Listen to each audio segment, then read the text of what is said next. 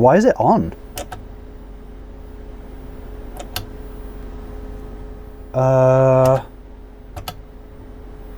Okay. It is 3:30 today, and I've been doing a bunch of work, but today I wanted to do a tiny little project because I managed to be productive today. I've got my air conditioning on, I have my power figured out, I'm working, my dual battery, my inverter's working. Today is a stable day, no major problems, so I wanted to dig into one of the smaller little projects that I had that hopefully won't take too long, but we'll see. And that is for my water situation. I have had for a while this, let me give you a closer look. I've had this little switch to turn the pump off and on. You can't hear it because it only turns on when it pulls pressure. I've just had that temporarily just to get it up and running, but I wanted it to be fit in here. So now that I know that my pump is working and everything is all good with that, I want to have more of a permanent setup. So I have this switch, which is slightly different. There's a lot more cables, that's for sure, but this switch is just a push. It pushes, clicks on, and push again, and it clicks off. This ring has a little LED in it, and it lights up. We can set it up different ways, but I want it so it lights up when the pump is on, because as you saw just before, my pump was on, drawing power, but I couldn't, there was no sound. I didn't know that I'd left it on, and I only want it on when I am wanting to use it. So my thinking is that if I have this little light so that it lights up when it's pushed in, which means that, let's say I leave it on by accident and I walk past and I see the light on, it will remind me that I need to turn the pump off because I'm not using it. So it's just a gentle little reminder, because I definitely will forget this stuff. The main thinking for this is I don't want to leave it on just in case I knock the faucet, or the faucet, you know, as things are moving back and forth and the faucet comes loose or knocks on or whatever. If that happens, then if the pump is on, then it will feel the pressure and it will just start pouring water out, which I don't want to do. You know, I don't want to just have water flowing through. You know, I also don't want to waste my water. So today I want to fit this switch to probably just here. That's it really. So that's what I want to do today. That's my project.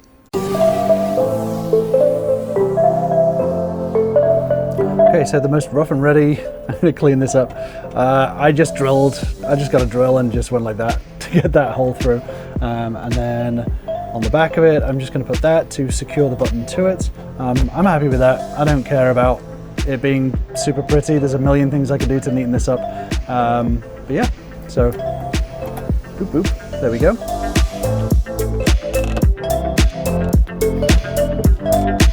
So one thing I probably should have explained is why this switch has a million different cables.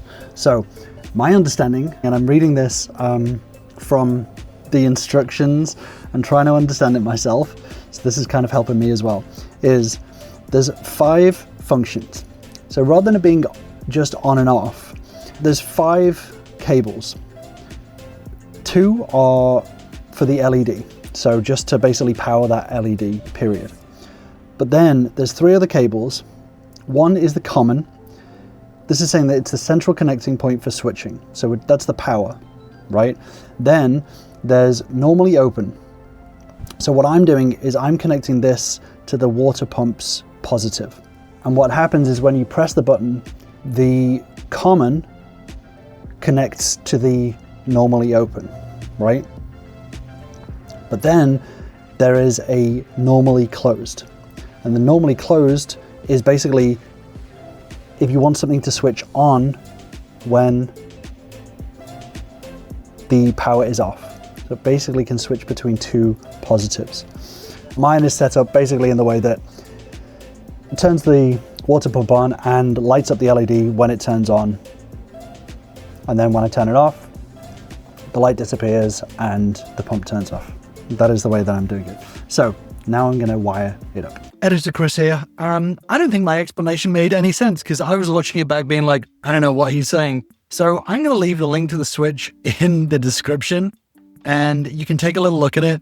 It's quite interesting, but obviously I'm terrible at explaining things. So yeah.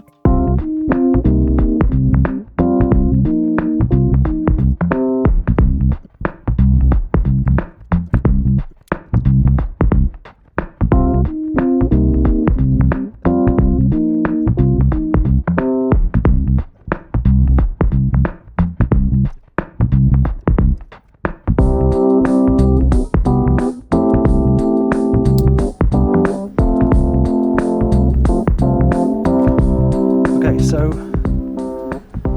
obviously this will be tidied up. The green is apparently not used. It's a little dangly.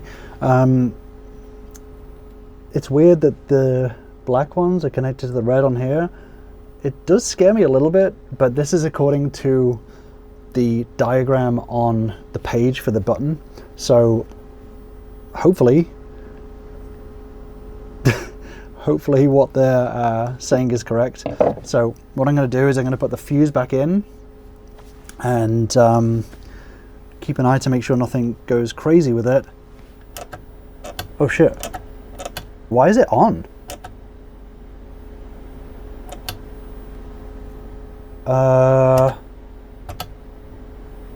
Okay. So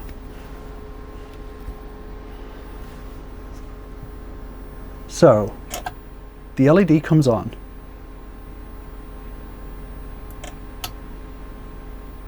I've taken the fuse out for this, so I thought, which so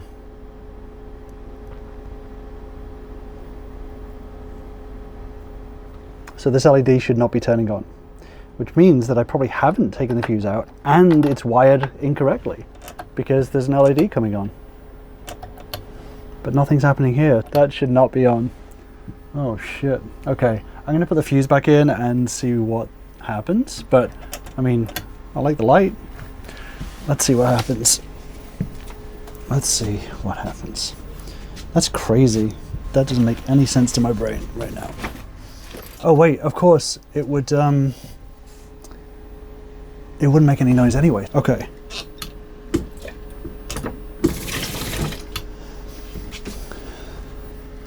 I think I've wired them up. Okay, so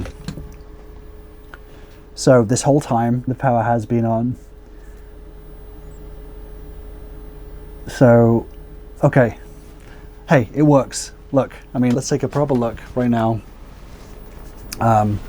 As we can. Here, I'm going to press the button, the light has come on, and we have a little water pump, and then press the button again and nothing. Okay, so now we know when the pump is on. So just to explain what's happening here, basically I removed the fuse and it's still working. So I'm trying to figure out whether I've miswired it, like a wire or something like that. I don't know what's going on, but it works. So I think after all of this, it just started working. I think what had happened is that even though I took the fuse out, I think there was still, and this was after my Googling, there's still like residual energy. And please tell me if this is absolute horseshit or not in the comments. But as far as I'm aware, there was residual energy that it was still pulling. So that's what I Googled, because it did stop working eventually until I put the fuse back in, and then it worked. So if residual energy is not a thing, then please let me know if I've just made this up or I've just gone down a weird rabbit hole. But basically, that's what I figured out is happening, is that there was residual energy and it was just running off that. Because after a couple of pumps, it did stop working. But the pump works. It's working fine now. There's been no problems with it. And yeah, the project was completed. But only I can take a project like this of just installing a switch and turn it into a rabbit hole of what the hell is going on, you know, why is there why is there rocks pouring out of my tires kind of situation. I'm probably going to go around and unplug some bits and pieces to see if this is wired to somewhere else, in order to figure out what's happening. But for now, thanks for joining me on this project. 2 steps forward, 1 step back. I have my water pump up to this fancy button. Off, on, needs to be neatened up. This is a journey of discovery and just wonkiness. This whole thing is so wonky. Okay, for now, I am clocking out.